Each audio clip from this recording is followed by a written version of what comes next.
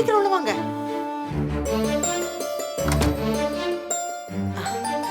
நீங்க வந்ததை யாரும் பார்க்கலையே? இல்லையே. என்னாச்சுமா? வழக்கமா கோயிலுக்கு வரும்போது தான் ஜாதகம் பாப்பீங்க. இவ்வளவு அவசரமா வீட்டுக்கு வர சொல்லியிருக்கீங்க. நீங்க வேற பதட்டமா இருக்கீங்களே.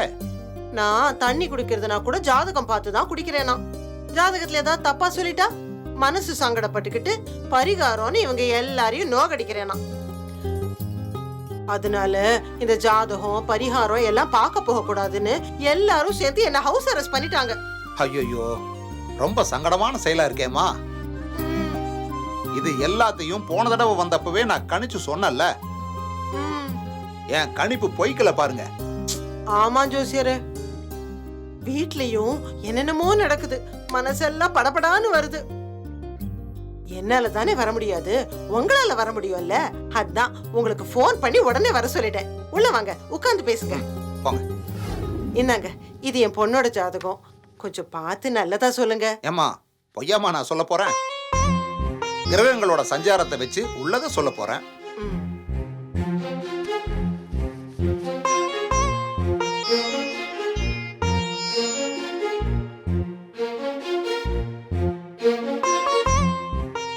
என்னாச்சு ஜோசியரே?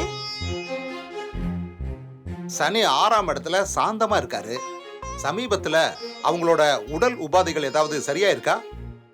ஆமாமா, அந்த கர்ப்பப்பை பிரச்சனைக்கு ட்ரீட்மெண்ட் எடுத்து இப்பதான் குணமாகி சந்தோஷமா வாழ்க்கை ஆரம்பிச்சாங்க.